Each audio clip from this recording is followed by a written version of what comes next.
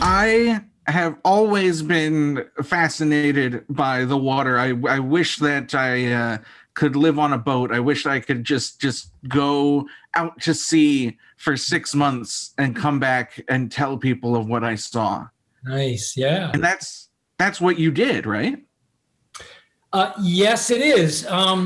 Fortunately, I've been doing that for a number of years. I sort of fell in love with the sea as a child growing up in Massachusetts, and had a very big dream of being an ocean explorer and visual storyteller, photographer.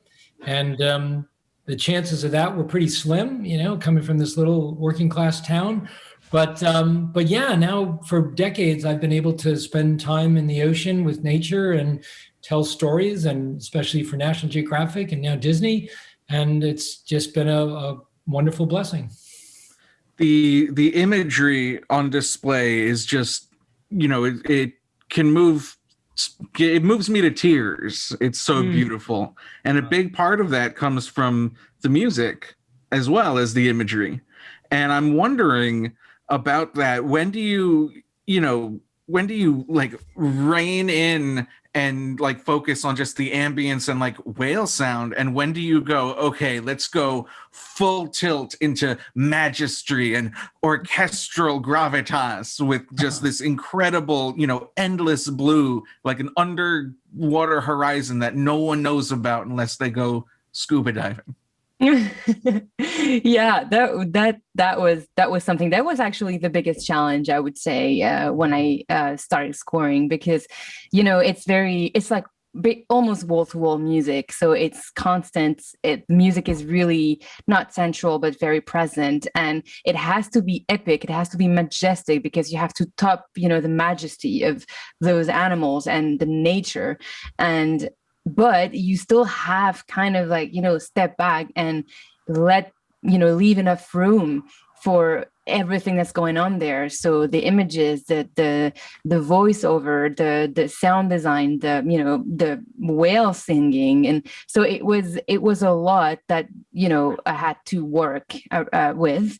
But I think when it comes to just being inspired, by the images, it at least it felt easy to me to just be inspired and convey emotions through the music, because it's like everything was there. It's like just go with the flow, like looking at this beautiful pictures and just write the music that comes with it, because it felt really natural. And I am secretly convinced that the reason why it was so instinctive, like it was really, I used a lot of my instinct and the instrumentations that I used depending on the scenes.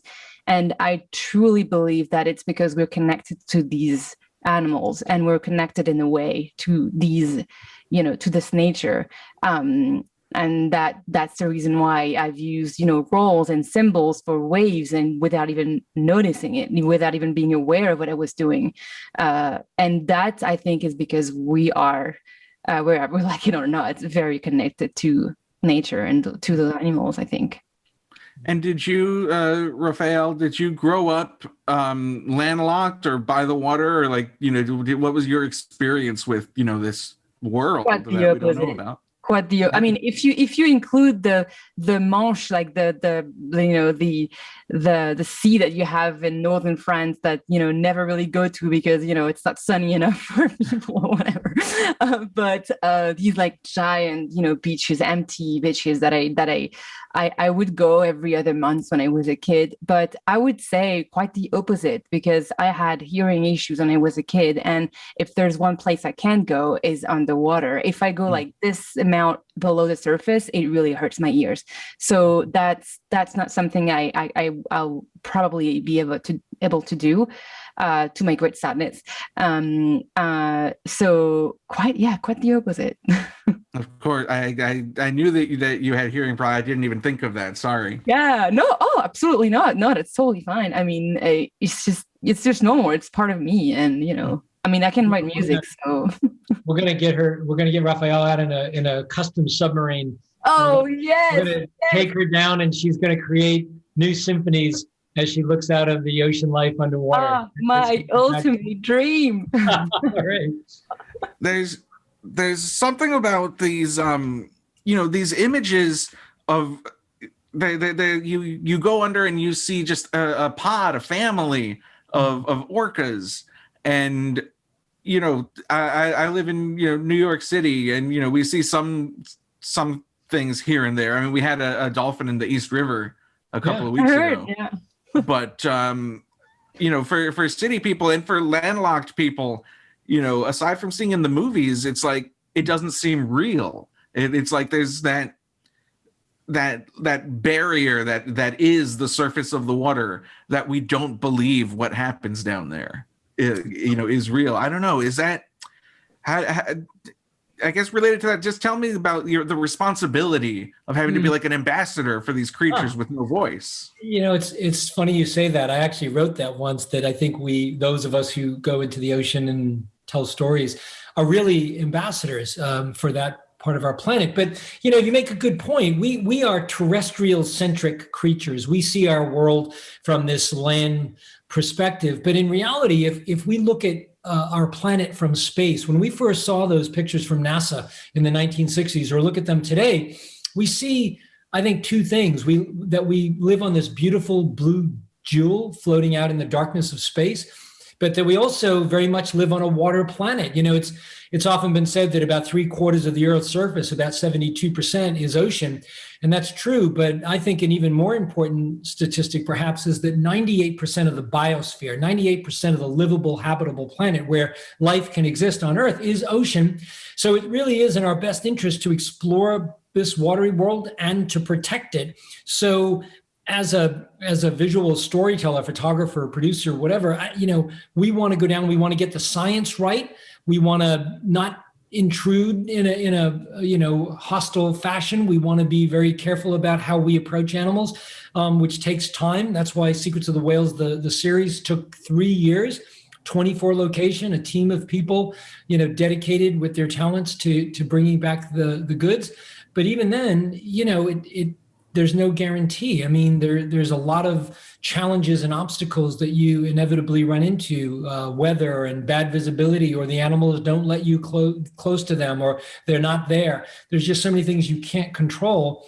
But at the end of the day, I think, we got very lucky. We got everything that we hoped we would get, and even much more.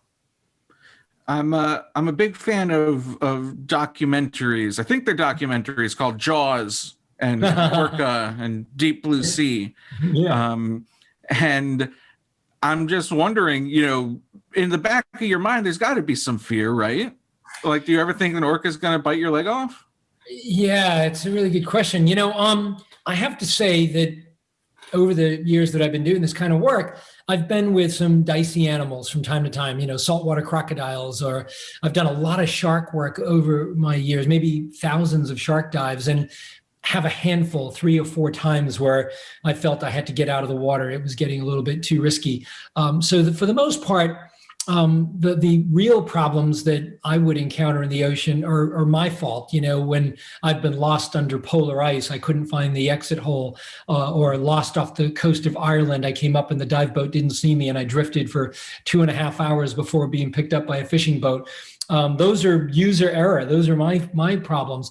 Animals usually aren't that bad. And with whales, I think they are so highly cognitive, so aware of us. If they don't want us around, they can just swim away, and I could never catch them. They do allow you into their world from time to time, and I've never felt threatened by them. You mentioned orca, and this is clearly one of the most, if not the most intelligent animal in the ocean, scary smart, certainly have the capability of doing great harm to us if we go into their realm, but yet they never do. There's never been an attack in the wild of an orca on a human. I think there's almost this mutual respect, or some sort of, admiration or whatever. I don't know, but they don't bother us. I've never felt threatened. And I think it's okay.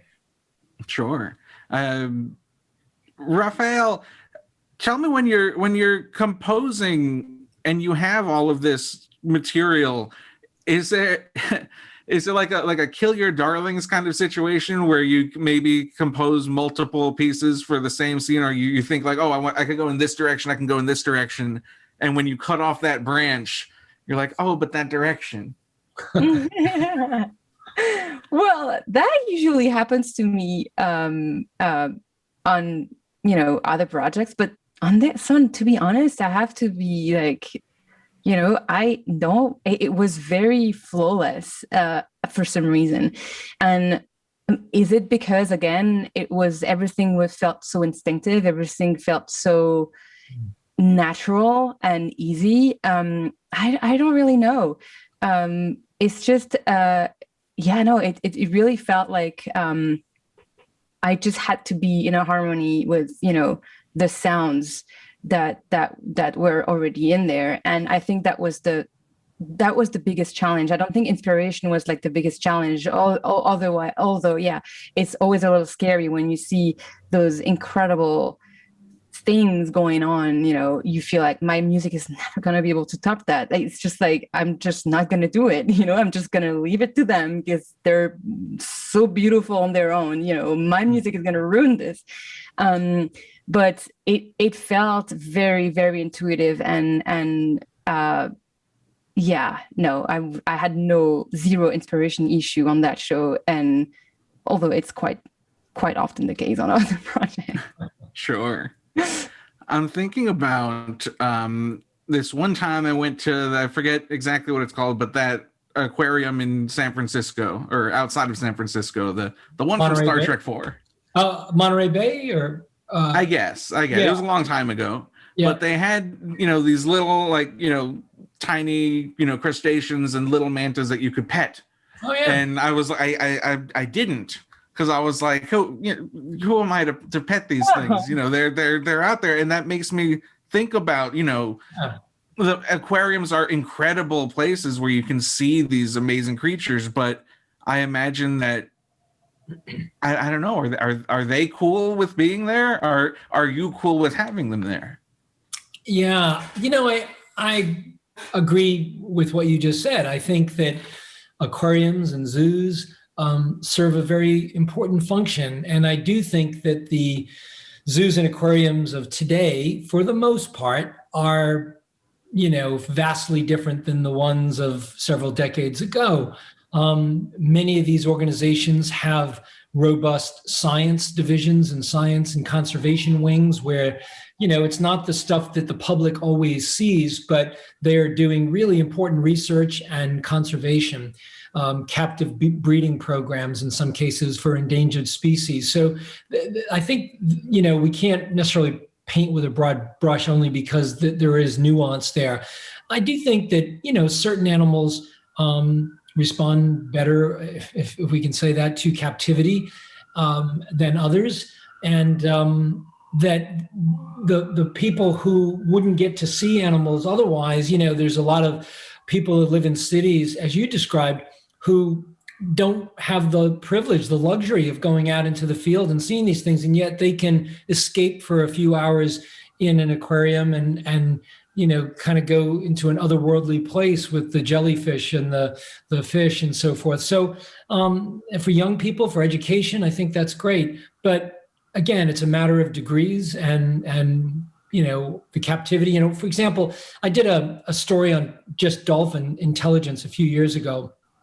And the biologists that I worked with, sometimes they work with captive dolphins because studying dolphins in the wild is so hard.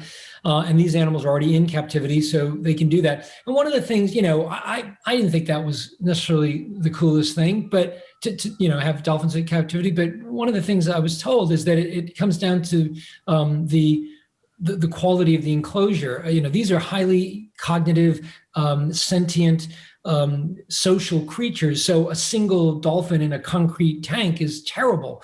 But, I visited one in Honduras that was 30 acres outside with just a little net.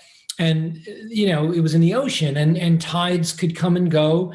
And the dolphins formed cliques and they were doing social behavior. And there was little hermit crabs on the bottom and fish, and they could be very much in the wild. In fact, they told me that they had like 29 dolphins. And then a one that was wild was hanging out outside the fence for the longest time. He wanted in. So they brought him in and they named him Han Solo because he had been out there solo.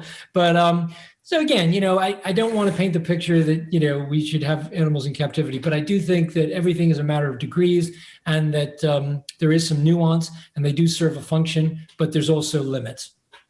Sure. Thank you so much. You do the kind of work that, I could only dream of doing. And it's so important and inspirational. Thank you so much for your time. Thank you very much for your time. I appreciate it. Thank you. Nice to meet you.